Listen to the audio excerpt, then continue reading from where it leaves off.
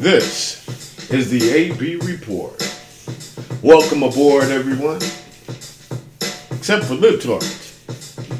As usual, I just want to let you know that this is an AB conversation and you can see your way out of here. For everyone else, welcome to your common sense safe space. Did I just say that? Safe space? Maybe I meant sanctuary. Yeah, that's better. That's better. Not with all that safe space garbage. Happy Friday, everyone. We've made it through another week, and unfortunately, there were a number of people that were here on Earth last week that are no longer here, and I'm going to talk about some of those people later on in the program. But what I want to get to first is a big I told you so. Now, some people say that they don't like saying I told you so, but I really like saying I told you so. I like rubbing it in, whoever's face that I told.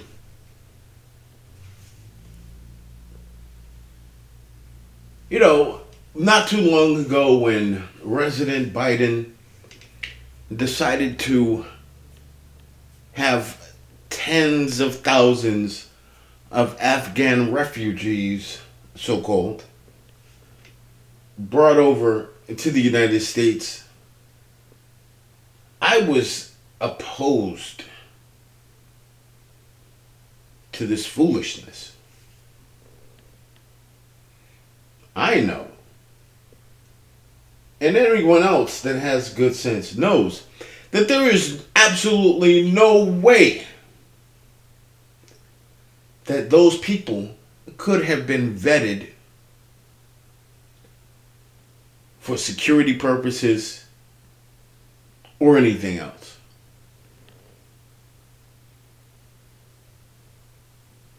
I stated over and over again. I posted articles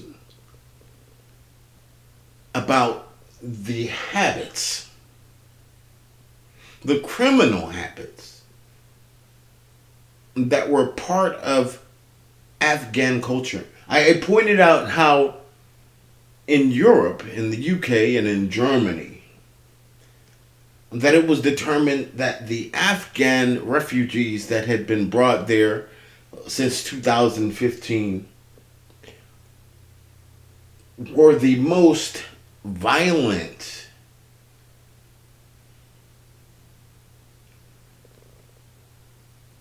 refugees that they had in their population, that they had the misfortune of having brought over to their countries.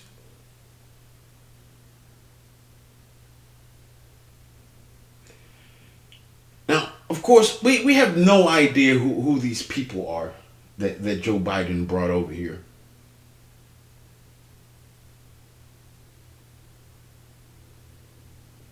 And he is currently flooding American cities and towns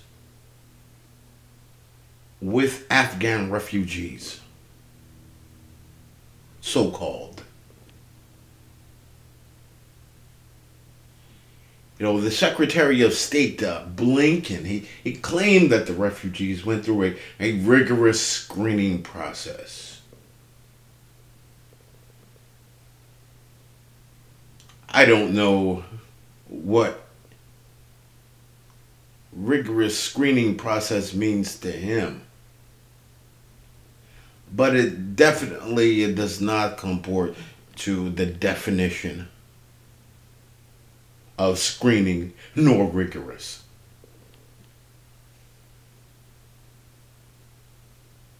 And what it comes down to is this was a lie.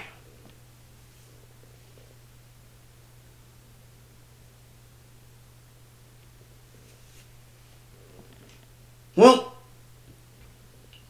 It turns out that two refugees from Afghanistan were just charged with federal crimes. They were housed at the Fort McCoy in Wisconsin. One was charged with forced sexual assault on a minor less than 16 years old and more than 4 years younger, which means that it was a person that was no older than 12 years old.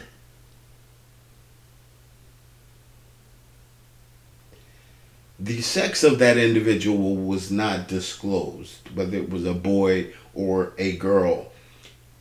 And it could certainly have been either one. And because Afghans have no problem with child brides, and they have no problem with what they call boy play, which is a disgusting cultural practice involving men sexually penetrating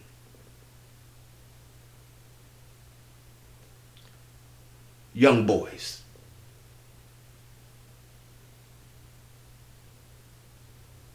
Let that sink in. This is a known activity. It's known to the State Department. It's known to the military.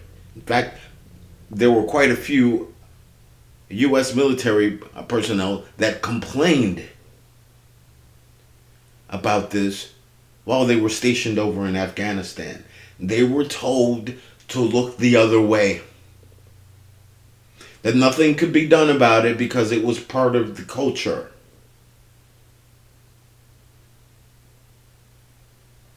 I'd like to know who was telling them this.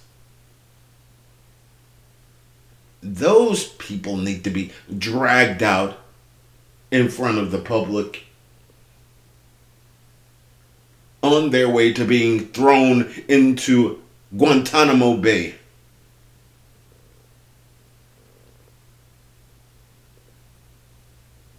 The other Afghan refugee, so-called, was charged with strangling his wife.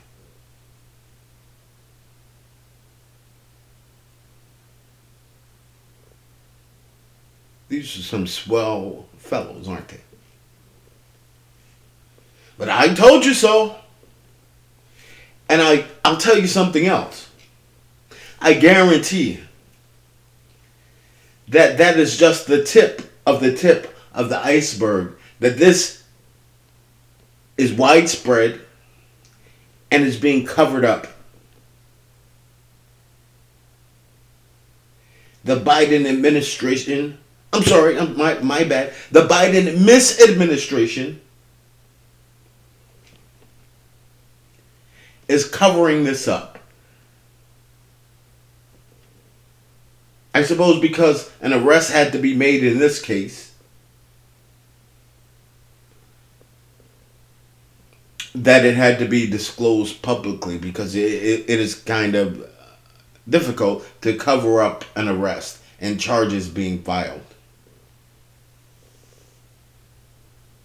But how many cases are there when charges aren't filed? When arrests aren't made?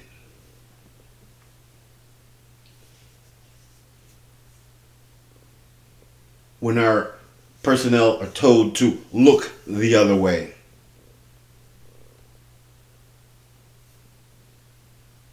These people are being released into towns and cities across the United States.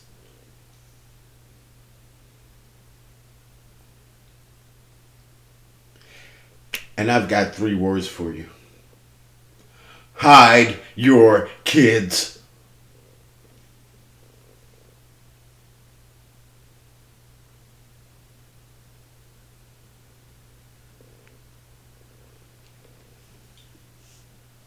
Speaking of nonsense,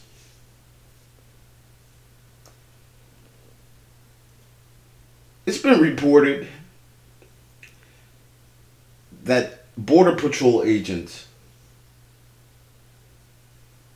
that were attempting to prevent Haitian illegal immigrant invaders from entering the United States have been suspended from their jobs. They're on paid administrative leave. You know, the way that police officers are put on leave when there is an officer involved shooting.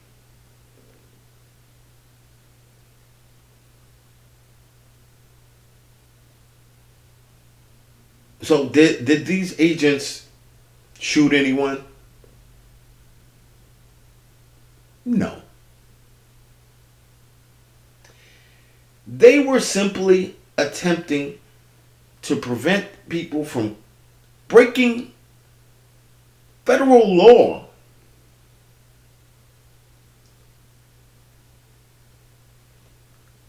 Using the methods in which they were trained. And these were mounted Border Patrol agents. They were mounted on horses. And they chased down and deterred and tried to direct these people away from running across the border.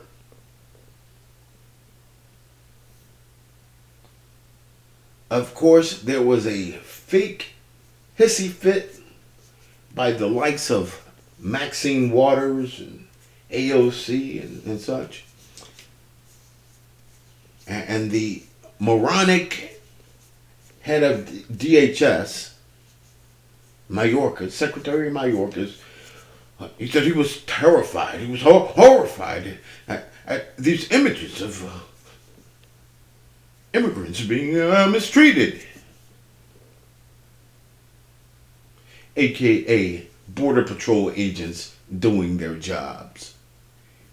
He's horrified by Border Patrol agents patrolling the border. I don't think he's in the right job. I think he is confused about what his job is or what the job entails.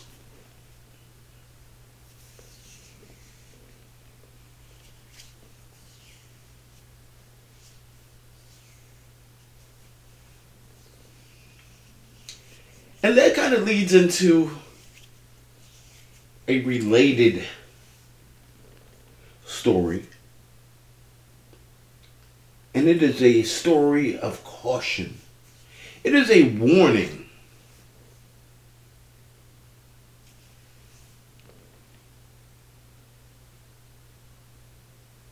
It's a warning from the former Border Patrol chief, Rodney Scott, who retired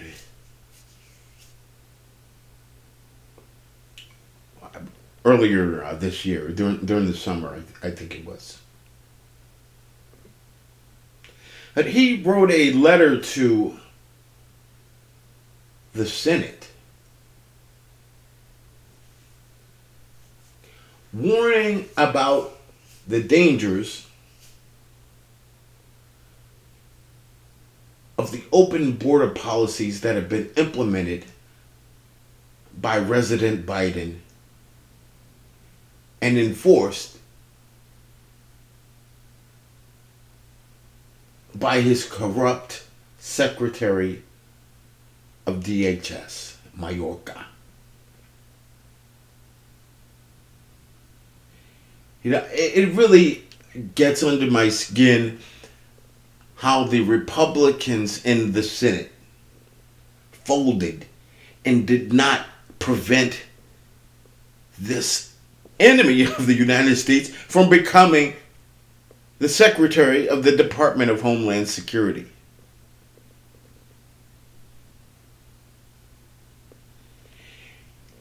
Allowing him to attain that position is like leaving a fox to guard hens.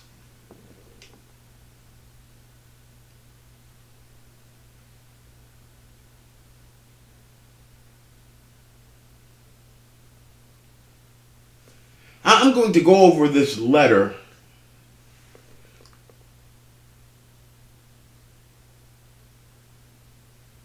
that former Chief Scott sent.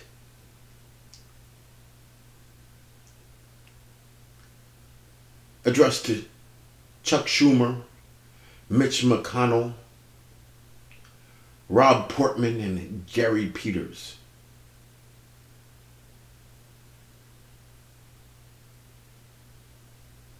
The latter of the two being members of the Committee on Homeland Security and Governmental Affairs. Portman being a ranking member, and Peters being the chairman.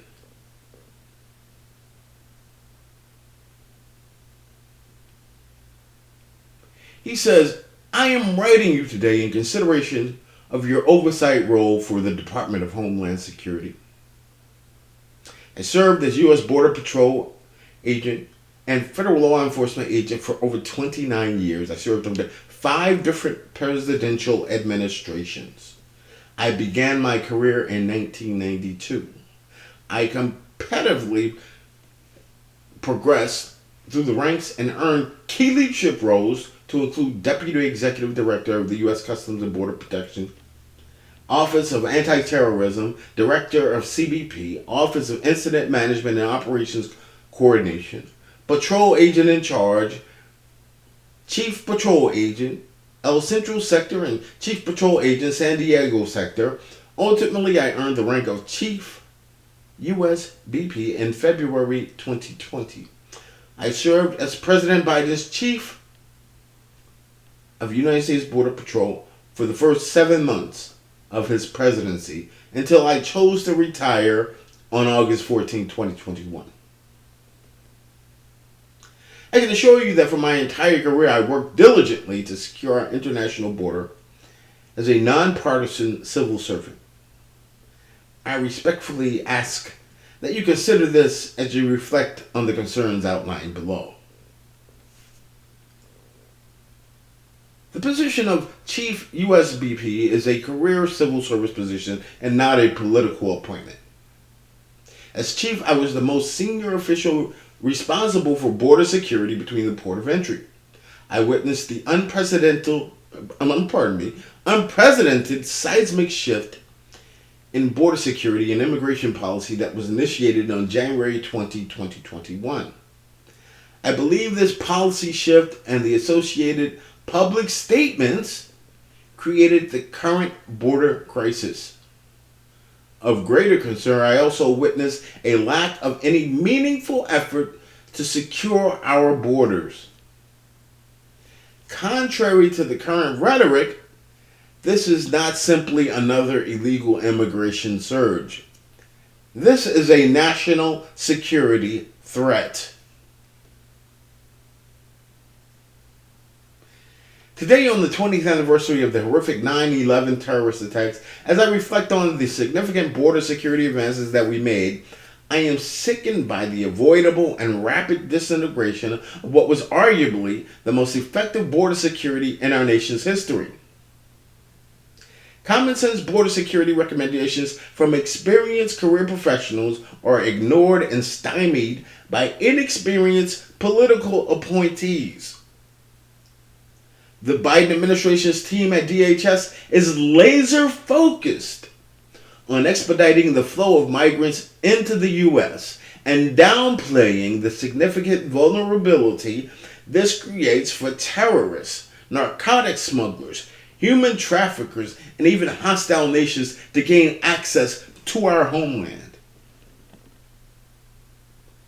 In my professional assessment, the U.S. Border Patrol is rapidly losing the situational awareness required to know who and what is entering our homeland.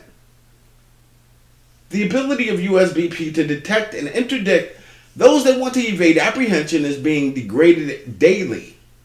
Low-level, unsophisticated, and uneducated smugglers are illegally crossing the border and increasingly evading apprehension daily.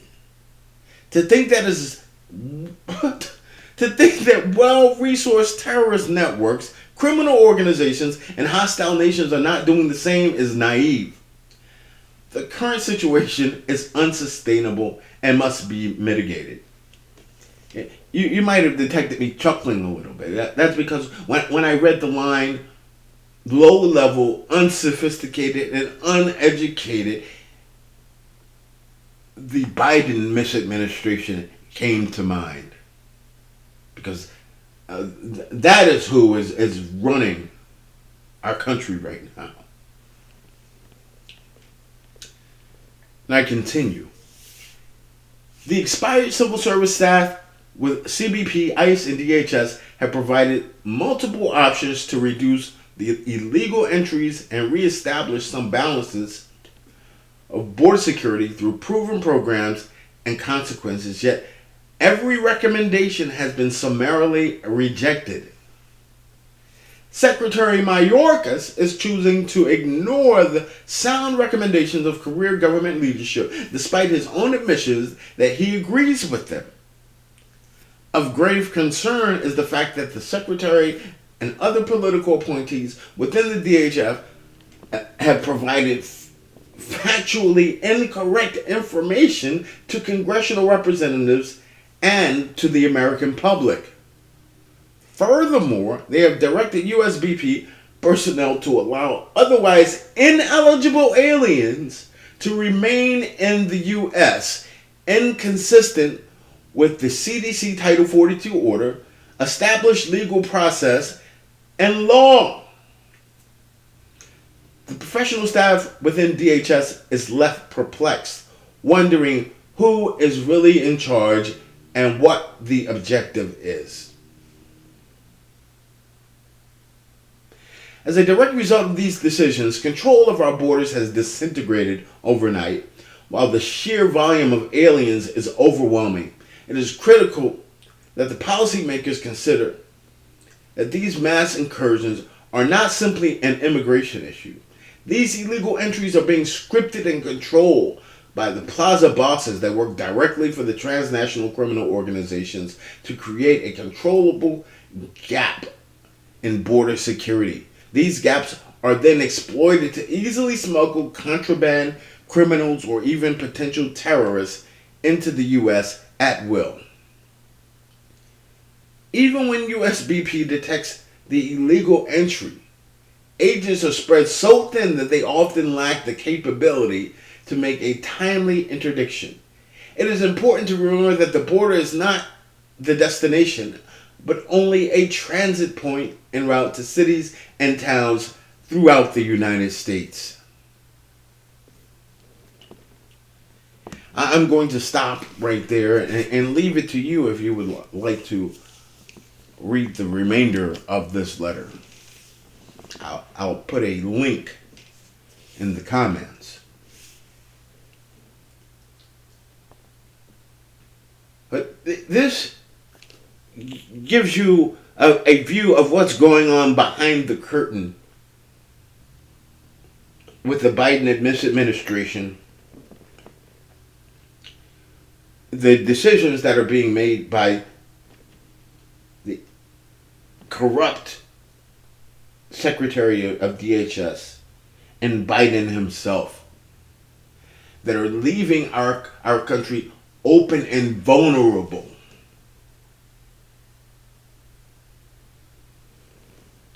to all types of peril, to all types of danger, from criminals trafficking in humans, from drug smugglers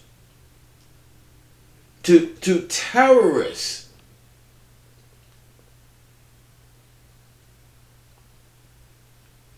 This country is in grave danger. And the possibility of a 9/11 type attack on this country is real. Lord only knows how many people have snuck into the country that are bona fide terrorists that are being put in place right now to cause great harm to the citizens of the United States. And the Biden administration is fully aware of this. They're letting it happen. They're aiding and abetting criminal activity, which is a crime.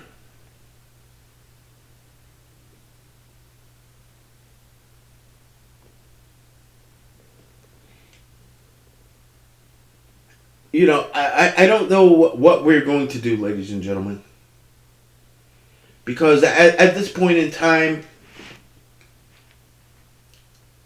the people that have control of the reins of government do not have the interests of the American people in mind. Not only that, they don't care. And they don't care what you think, they don't care what I think. And the people that many of us have voted for and that have supported to stand up to these folks and represent our interests and represent the sovereignty, the maintenance of the sovereignty of the United States, are quiet. They're not saying anything.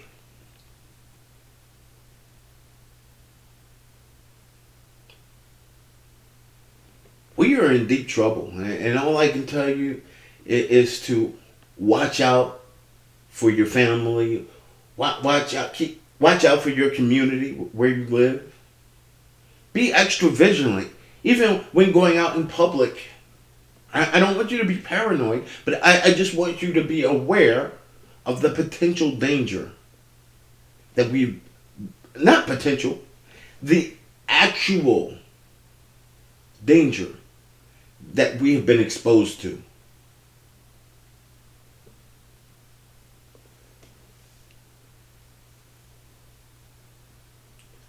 Right now, all we can do is bring this to the attention of as many of citizens as possible,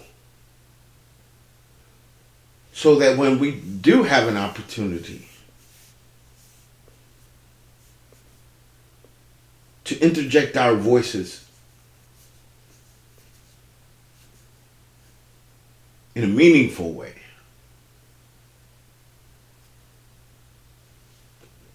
come November 2022 and November 2024, that we muster up the will to overcome those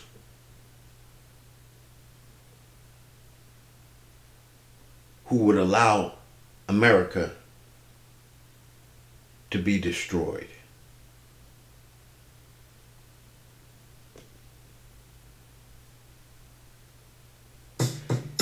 This has been the AB Report.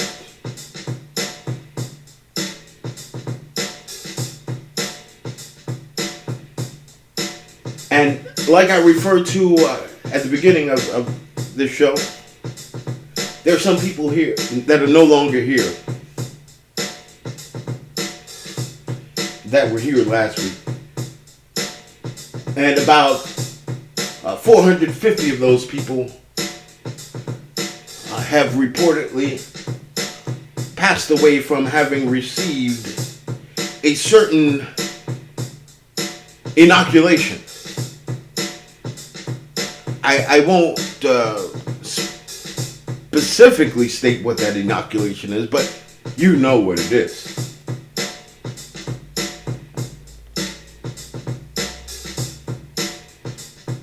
So far, at least 15,386 people are no longer here since this inoculation has been administered to the public that certain people would like to have mandated.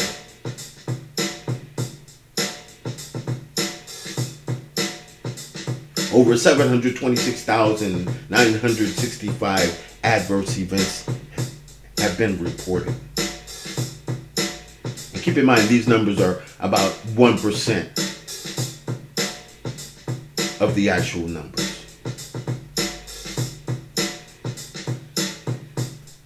Have a great weekend, folks, and I hope to talk to you soon. Till next time, this has been the AB Report.